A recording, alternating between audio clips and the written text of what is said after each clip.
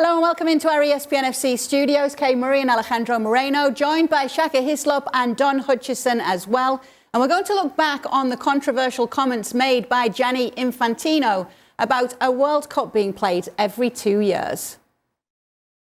We need to find ways to include the entire world, to give hope to Africans so that they don't need to cross the Mediterranean in order to find maybe a better life, but more probably death in the sea.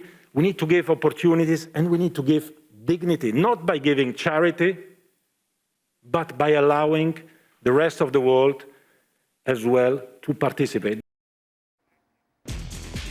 Well, he's since come out about comments made in his speech, saying, "In my speech, my more general message was that everyone in a decision-making position has a responsibility to help improve the situation of people around the world.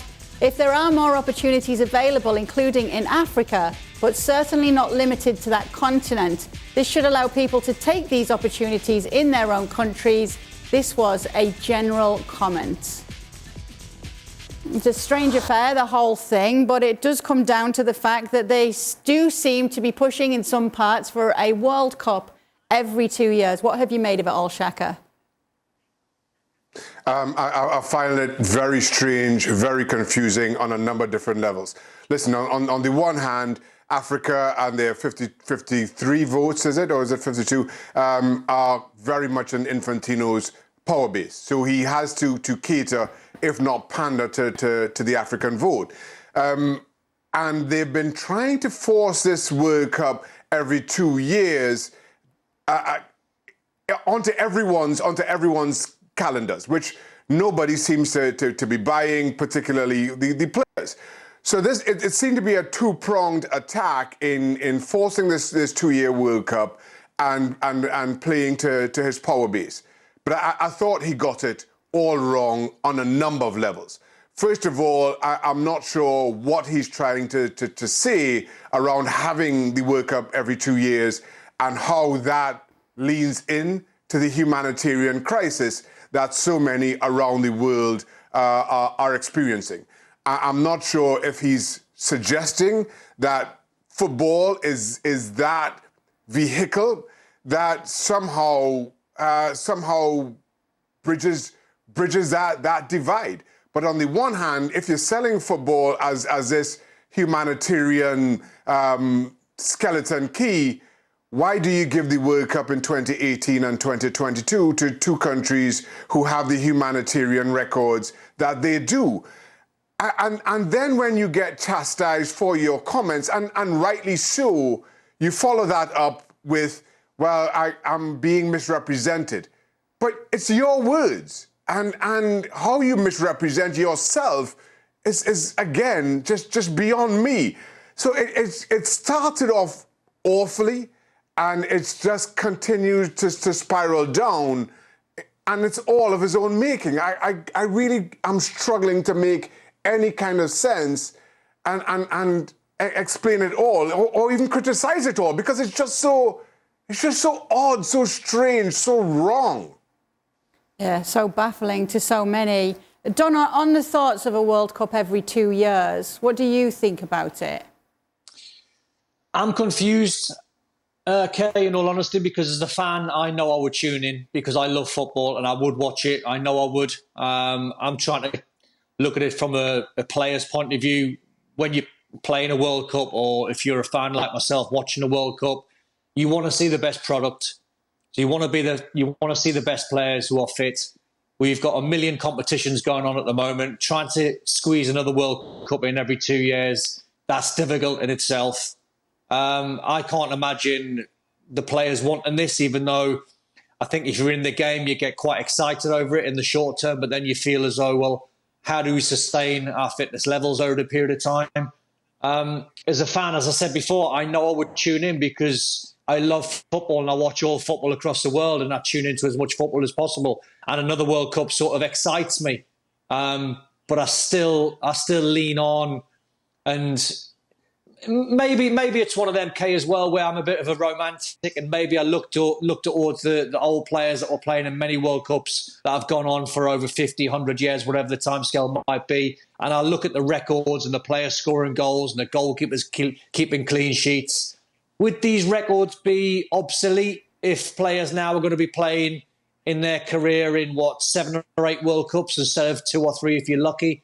So I can't imagine this ever getting off the ground, but I wouldn't be surprised if it did. Where do you stand on it?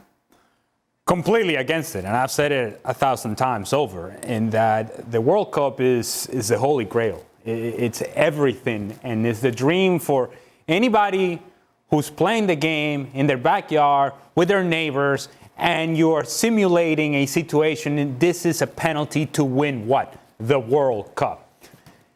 There is a certain exclusivity to the World Cup by design because you earn your way into the tournament. There is a certain value that you put and a pedestal in which you put this competition and what it means to a player to be part of this competition. And this is coming from somebody who was never fortunate enough to make it to the World Cup. And I can tell you that even though my country has never made it into the World Cup, and this would give my country more opportunities to get into the tournament, I still don't like it. I still hate it. To me, when you think of the World Cup, it's untouchable.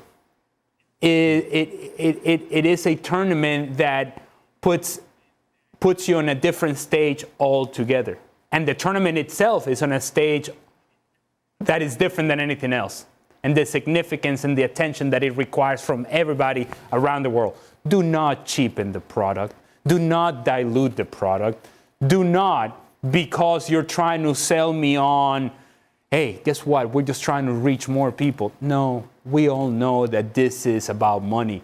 We all know that this is not because of humanitarian decisions and causes that you're trying to get behind. That's not the case here.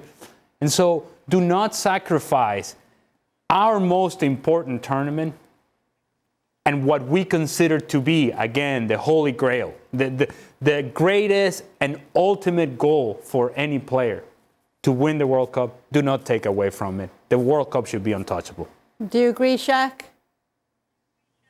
Absolutely. Listen, there is something as too much of a good thing. As much as of a fan of the World Cup that I am, I think expanding it either both in terms of the number of teams and the frequency of it devalues the tournament. And for me, that is, as Ali points out, the World Cup remains the highest level of the game for all those reasons. How difficult it is to get in, how infrequent it is, and how difficult it is to win. As kids, we grew up dreaming about playing in and scoring in World Cups. And I think as you expand that, both in terms of numbers of teams and how often it's played, it takes away from the intrinsic value of the tournament as it stands today.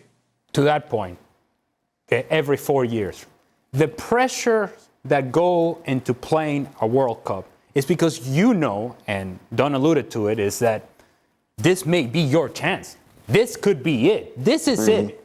If we don't play at our very best and we are bounced out of the tournament, we're not coming back for another 4 years. It's not happening. The dream is over. So it puts the players in a completely different environment in which the expectations, the hopes of a nation are on their shoulders for that very moment, and you're representing not only yourself, but you're representing the dream of people in a country that are hoping that somehow you can put your best performance together in a moment that matters.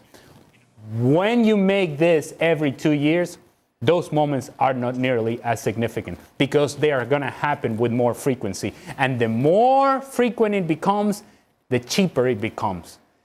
Do not take away from the World Cup. Yeah, very strong feelings about the World Cup coming every 2 years. And I think that those sentiments are echoed pretty much across the board by many football fans too. Thank you very much for watching ESPN FC on YouTube. For more highlights, analysis and exclusive content, be sure to subscribe.